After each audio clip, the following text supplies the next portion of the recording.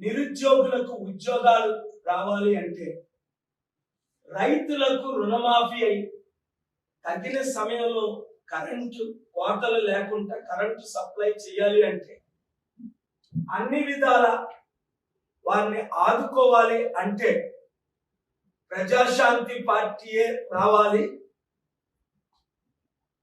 పాలన రావాలి, పాలన మారాలి అనే నినాదంతో ప్రజలందరూ మార్పు కోరుకుంటున్నారు. ఆ మార్పు మనమే తేవాలి అని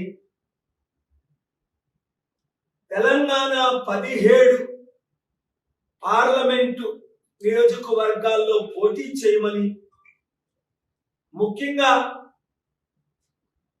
మాజీ మంత్రి 3 సార్లు MLA undefeated champion TDP, BRS, బీజేపీకి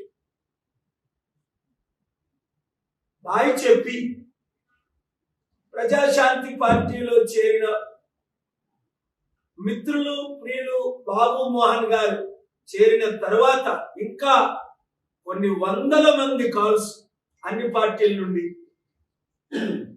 సో ప్రజల కోరిక మేరకు 48 రోజులు ఉన్నప్పటికీ ప్రజాశాంతి పార్టీ తరపున 17 పార్లమెంటు అభ్యర్థుల్ని మేము బరిలో దించుతున్నాం.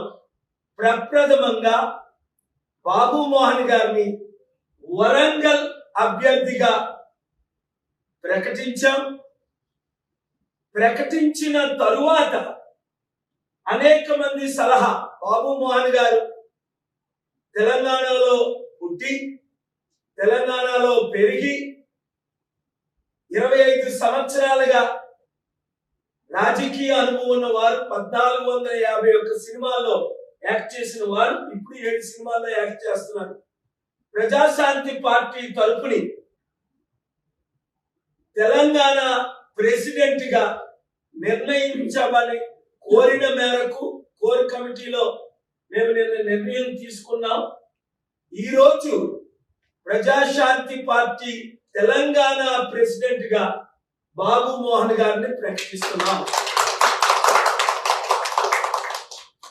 కాంగ్రెస్ కుటుంబ పాలన చూసాం 54 సంవత్సరాలు, వద్దు. కుల పాలన చూసాం 77 సంవత్సరాలు, వద్దు.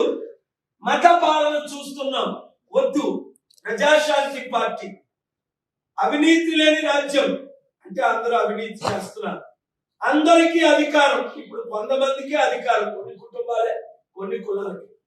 అందరి అభివృద్ధి మన ధ్యేయం. ఇప్పుడు కొందరే అభివృద్ధి పొందారు. మార్పు రావాలి. ఆ మార్పు ప్రతి విద్యార్థి, ప్రతి కార్మికుడు, ప్రతి నిరుద్యోగి, ప్రతి అమరవీరుడి కుటుంబం అభివృద్ధి చేయడం గురించి నాకు వదిలేయండి, ప్రజాశాంతి పార్టీకి వదిలేయండి.